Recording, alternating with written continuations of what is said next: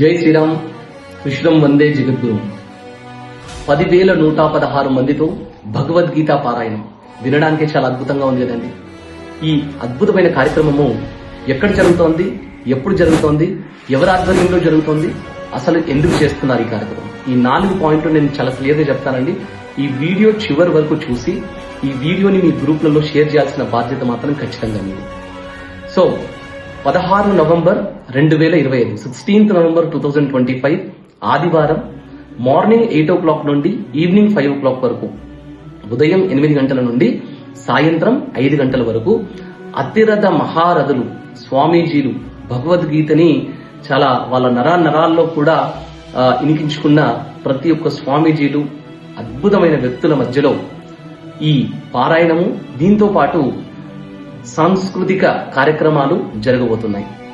ఈ కార్యక్రమంలో భాగంగా మార్నింగ్ బ్రేక్ఫాస్ట్ అలాగే మధ్యాహ్నం లంచ్ కూడా వాళ్ళు అరేంజ్ చేశారండి.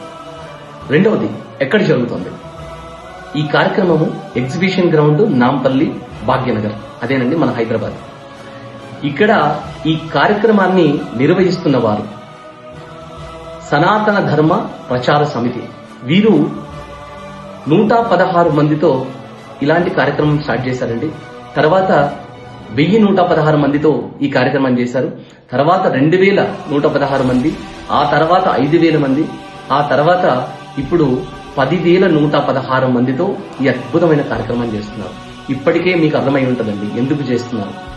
ఈ సనాతన ధర్మ ప్రచార సమితి అనే ఈ ధర్మాత్ములంతా కూడా భగవద్గీతని పారాయణంలో నుండి స్లోగా భగవద్గీత విద్యకి దీన్ని తీసుకెళ్తున్నారండి.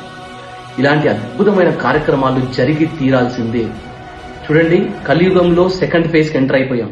జరుగుతున్న ఘోరాలు, మారణ హోమాలు, ప్రకృతి వినాశనాలు ఇవన్నీ కూడా చాలా ఘోరాతి ఘోరంగా జరుగుతున్నాయండి. సో దయచేసి అర్థం చేసుకోండి, భగవద్గీతని తీసుకెళ్లి 2 ప్లేసెస్లలో యూజ్ చేస్తున్నారు. ఒకటి, కోర్టులో తప్పు చేసిన వాడికి ప్రమాణం చేయడానికి ఒక దగ్గర యూజ్ చేస్తున్నారు. లేదంటే ఎవరో చనిపోతే ఆ శవాన్ని తీసుకెళ్లేటప్పుడు దారిలో యూజ్ చేస్తున్నారు. ఎంత అన్ఫార్చునేట్ అండి, ఎంత దురదృష్టకరం. అదే భగవద్గీతని వేరే కంట్రీలన్నీ కూడా, వేరే దేశాలన్నీ కూడా దీన్ని ఎలా యూజ్ చేయాలనేది వారి స్కూళ్లలో, వారి కాలేజెస్ లో పెట్టుకుంటున్నారు. సో దయచేసి అర్థం చేసుకోండి, సాక్షాత్తు పరమాత్మ మనందరికీ కూడా కలియుగంలో అందించిన ఒక వజ్రం లాంటి గీత భగవద్గీత అండి. సో దయచేసి అర్థం చేసుకోండి, ఈ భగవద్గీత పారాయణం కనుక పారాయణంలో నుండి విద్యలోకి గనక వెళితే మన నెక్స్ట్ జనరేషన్ కి మనం ఏం చెప్పాలనుకుంటున్నాము, మన ప్రభుత్వాలకు ఏం చెప్పాలనుకుంటున్నాము అనేది క్లియర్ గా అర్థమవుతుంది. సో అందుకని దయచేసి ఈ వీడియోని ప్రతి ఒక్కరికి షేర్ చేసి కింద ఉన్న లింక్ తో రిజిస్ట్రేషన్ చేసుకుంటే ఎంతమంది వస్తున్నారు అనేది వాళ్ళకు క్లారిటీ ఉంటుందండి. సో దానికి తగ్గ అరేంజ్మెంట్స్ వాళ్ళు చేసుకుంటారు.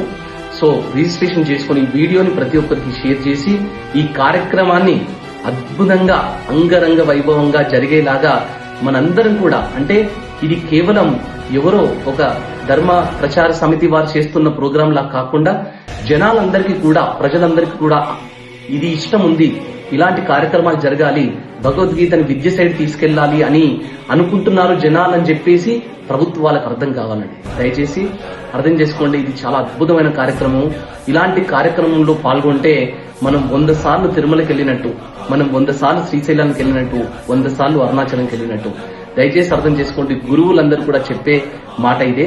దయచేసి ఈ వీడియోని షేర్ చేయండి, ప్రతి ఒక్కరు కూడా రిజిస్ట్రేషన్ చేసుకోండి.